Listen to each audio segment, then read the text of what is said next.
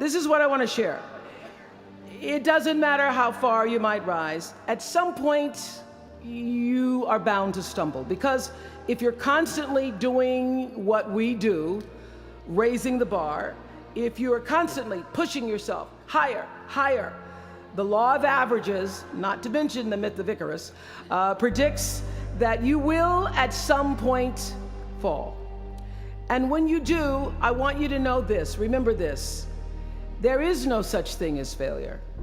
Failure is just life trying to move us in another direction. Now, when you're down there in the hole, it looks like failure. So this past year, I had to spoon feed those words to myself. And when you're down in the hole, when that moment comes, it's really okay to feel bad for a little while. Give yourself time to mourn what you think you may have lost. But then, here's the key.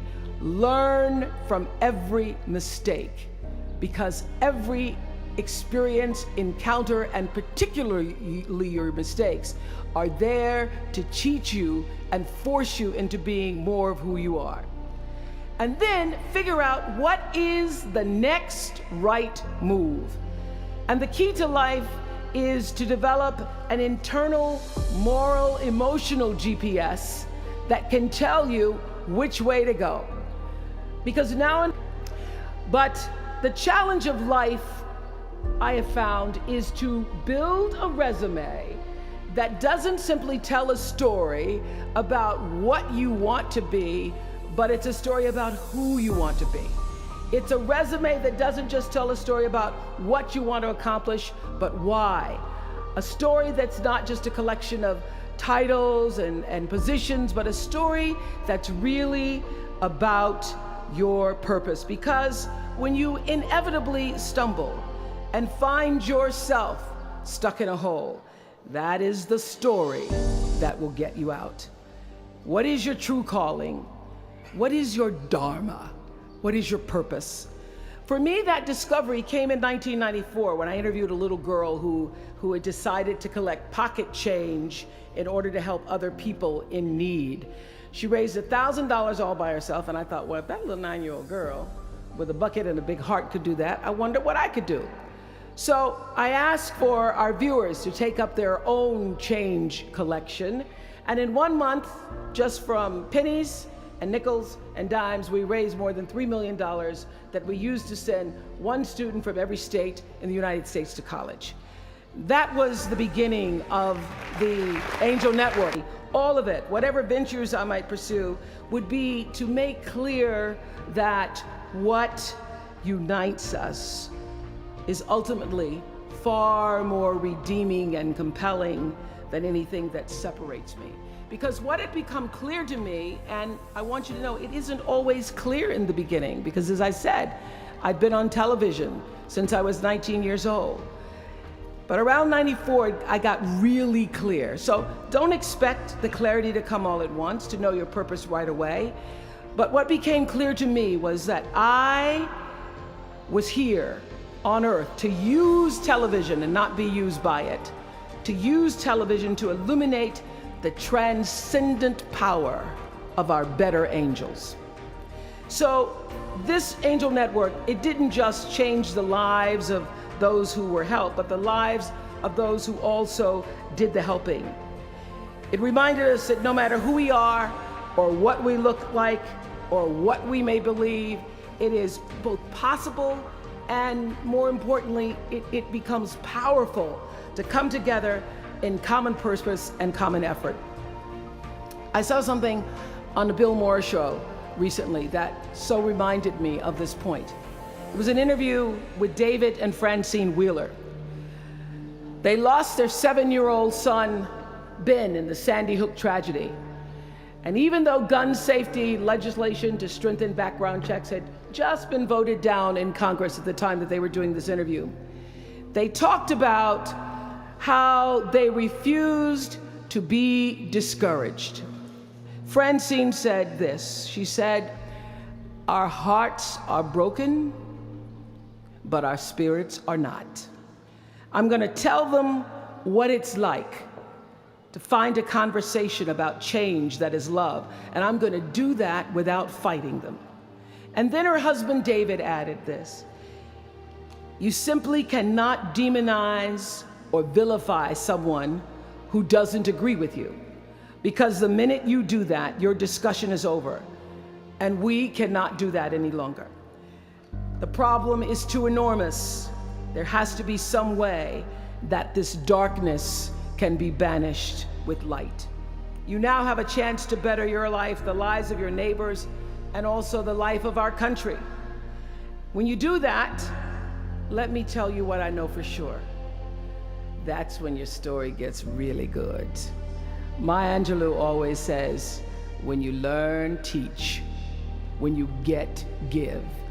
That, my friends, is what gives your story purpose and meaning. So you all have the power in your own way to develop your own angel network.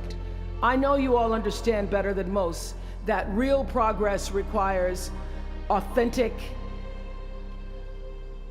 authentic way of being, honesty, and above all, empathy.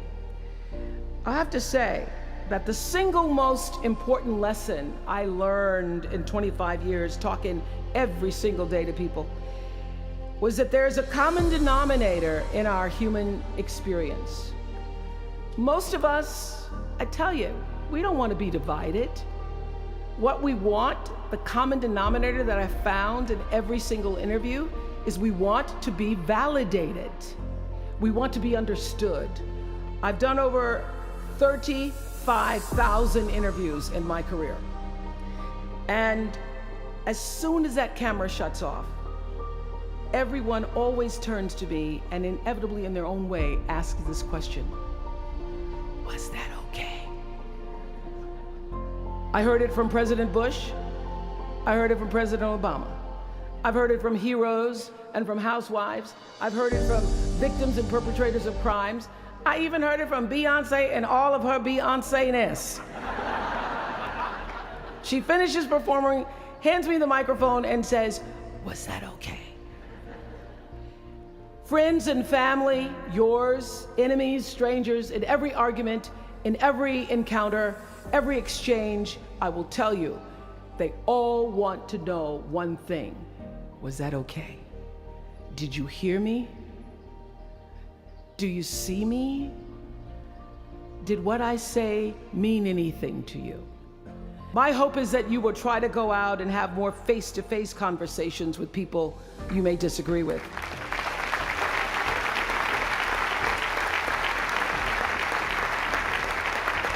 That you'll have the courage to look them in the eye and hear their point of view, and help make sure that the speed and distance and anonymity of our world doesn't cause us to lose our ability to stand in somebody else's shoes and recognize all that we share as a people.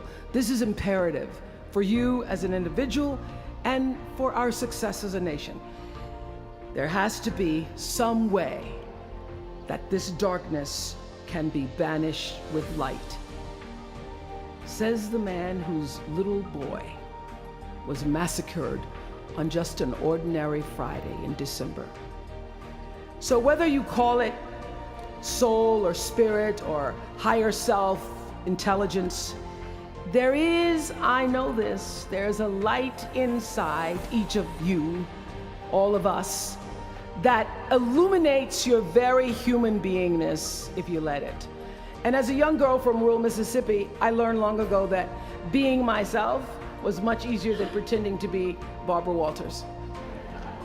But no matter what challenges or setbacks or disappointments you may encounter along the way, you will find true success and happiness if you have only one goal. There really is only one, and that is this: to fulfill the highest, most truthful expression of yourself as a human being. You want to max out your humanity by using your energy to lift yourself up, your family, and the people around you. Theologian Howard Thurman said it best. He said, "Don't ask yourself what the world needs. Ask yourself what makes you come alive, and then go do that." because what the world needs is people who have come alive. The world needs people like Michael Stolzenberg from Fort Lauderdale. When Michael was just 8 years old, Michael nearly died from a bacterial infection that cost him both of his hands and both of his feet. And in an instant, this vibrant little boy became a quadruple amputee, and his life was changed forever. But in losing who he once was, Michael discovered who he wanted to be. He refused to sit in that wheelchair all day and feel sorry for himself. So with prosthetics, he learned to walk and run and play again. He joined his middle school lacrosse team. And last month, when he learned that so many victims of the Boston Marathon bombing would become new amputees, Michael decided to banish that darkness with light. Michael and his brother Harris created MikeysRun.com to raise $1 million for other amputees by the time Harris runs the 2014 Boston Marathon. More than 1,000 miles away from here, these two young brothers are bringing people together to support this Boston community the way their community came together to support Michael. And when this 13-year-old man was asked about his fellow amputees, he said this: "First, they will be sad. They're losing something they will never get back. And that's scary. I was scared. But they'll be okay. They just don't know that yet. We might not always know it. We might not always see it or hear it on the news or even feel it in our daily lives, but I have faith that will be okay, and you will make sure our country is okay. I have faith because of that 9-year-old girl who went out and collected the change. I have faith because of David and Francine Wheeler. I have faith because of Michael and Harris Stolzenberg. And I have faith because of you, the network of angels sitting here today. One of them, Khadijah Williams, who came to Harvard 4 years ago. Khadijah had attended 12 schools in 12 years, living out of garbage bags amongst pimps and prostitutes and drug dealers, homeless, going into department stores, Walmart in the morning to bathe herself so that she wouldn't smell in front of her classmates.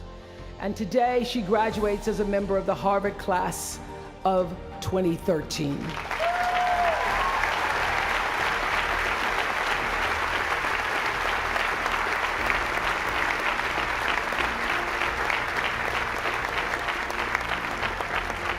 From time to time, you may stumble, fall. You will for sure count on this. No doubt you will have questions and you will have doubts about your path. But I know this: if you're willing to listen, to be guided by that still small voice that is the GPS within yourself, to find out what makes you come alive, you will be more than okay. You will be happy, you will be successful, and you will make a difference in the world. Congratulations, class of 2013. Congratulations to your family and friends. Good luck, and thank you for listening.